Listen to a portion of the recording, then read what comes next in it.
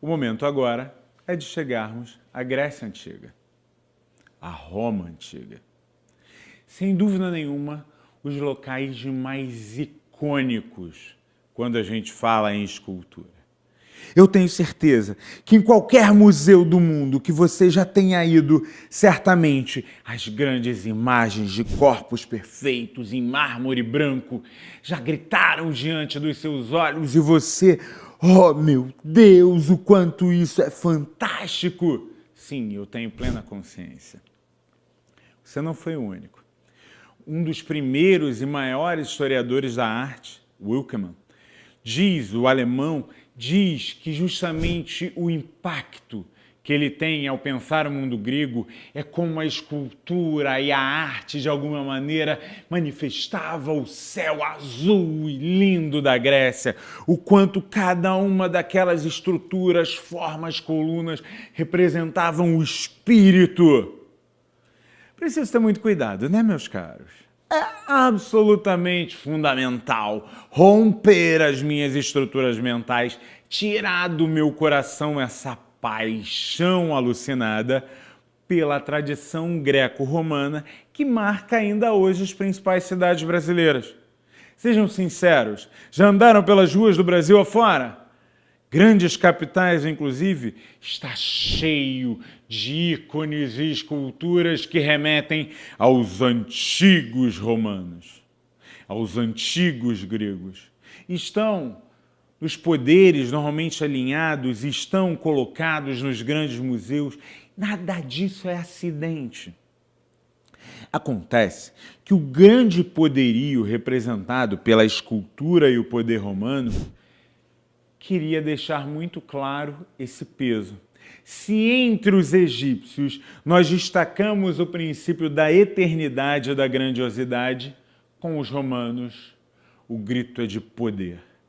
Nas barbas de Zeus, você vê colocado, olhando diante de você, todo o poder de uma sociedade e a maneira como isso está estabelecida.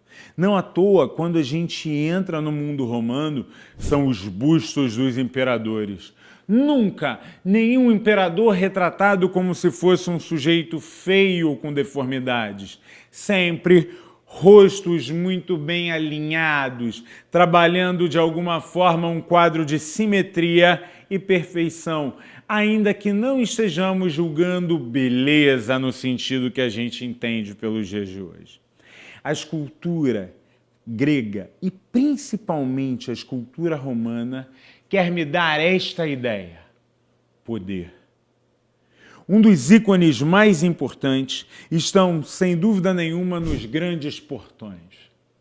Quando a gente observa a figura dos grandes portões, eu preciso notar que esses portões romanos, inteiramente esculpidos, ainda hoje estão presentes, por exemplo, na França, com seu Arco do Triunfo, ainda estão presentes na cidade de Barcelona, ou ainda em áreas do Oriente ou até mesmo na sagrada e histórica Roma. Cada um desses portões projeta na escultura, no relevo, as grandes batalhas, as grandes vitórias, o sangue derramado, as lutas, para que qualquer um que se atreva a chegar ao mundo romano saiba que é um mundo de poderosos campeões, grandes poderes. A escultura tinha um fim.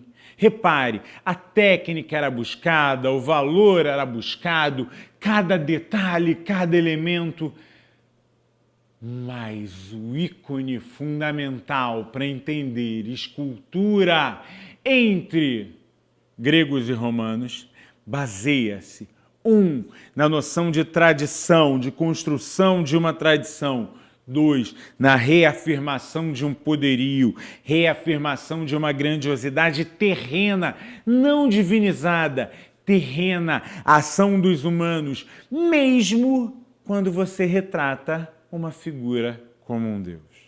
É isso que você precisa perceber. A pedra, o mármore e a perfeição queriam convencer você do que muitas vezes você acaba convencido. Nenhuma sociedade seria tão imponente como a greco-romana. Cuidado para eles não te convencerem.